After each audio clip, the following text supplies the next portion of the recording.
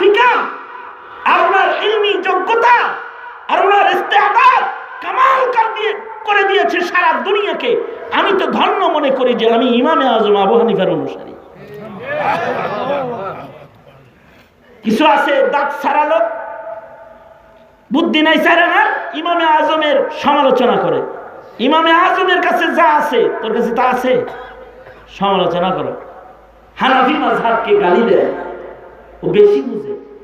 অথচ ইমামে আজম আবু হানিফাকে আল্লাহ তাআলা আকল দিচ্ছেন এমন যে ওনার আকল দুনিয়ার শ্রেষ্ঠ আকল, আর ইলম দিচ্ছেন এমন ওনার ইলম দুনিয়ার শ্রেষ্ঠ ইলম। ফাকাহাত দিচ্ছেন এমন যে উনি ফকিহের মসনদে বাদশাহ। ওনাকে যদি ফিকহের মসনদে বসানো হয় তো উনি বাদশাহ, আকলের মসনদে বসানো হয় উনি বাদশাহ, ইলমের মসনদে বসানো হয়, হাদিসের মসনদে বসানো হয় উনি বাদশাহ। আর ওনার উপস্থিতিতে সকল ফকিহরা বাচ্চা বাচ্চা লাগে, আর ওনারে দেখলে বাদশাহ বাদশাহ লাগে।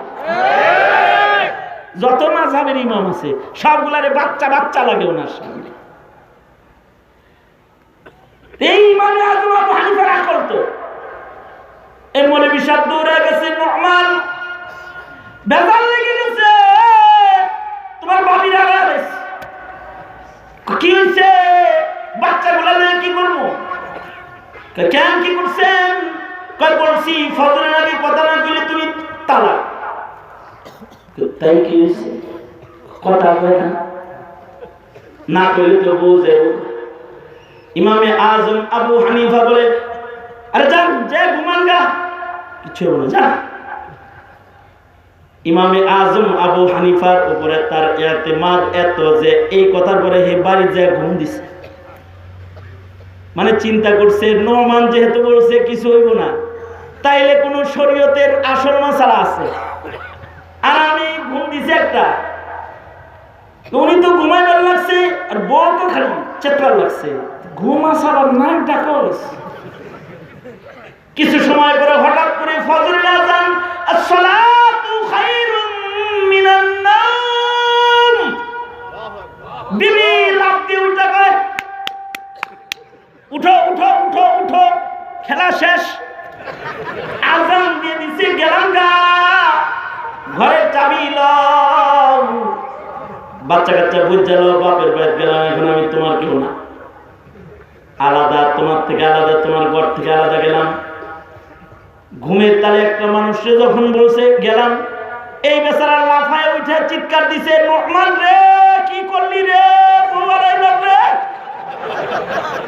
কি করলি, তোর ভাবি চলে যায়।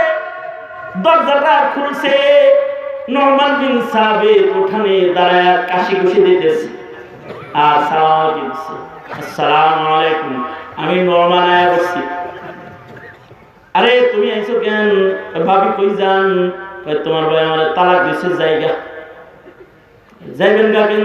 কি করে তালাক দিছে? বলছে ফজরের আগে কথা না কইলে তালাক, একটু আগে আজান হয়েছে চলে যাই, তালাক হয়ে গেছে গা।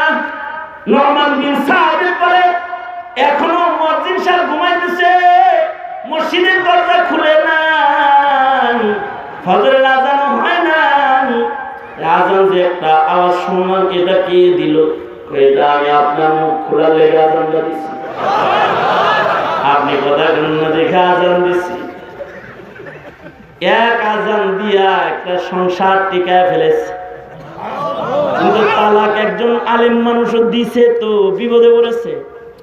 তালাক দেওয়ার পরে মানুষ বিপদে পড়ে, এ চাচাও তালাক দিয়ে বিপদে পড়ছে। বলছে তুমি যদি চাঁদের চাইতে সুন্দর না হও তাহলে তুমি তালাক। মৌলবীরে জিজ্ঞাসা মাস্টার সাহেব এই কথা কইছি, তালাক হইছে? আমি হ্যাঁ হইছে, চাঁদ আলো তোমার বউ কালো।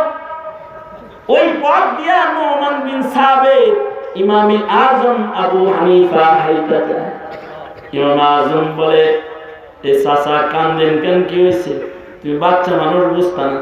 কে কইছে আমি বাচ্চা? আমি সব বুঝি। কন কন কি হয়েছে আপনার? কারণ না শুনে আমি যাইতেছি না। না তুমি বুঝবা না, বাচ্চাদের উৎপাত কিন্তু কঠিন হয়, বাচ্চার উৎপাতি বন্ধ মুখ খুলতে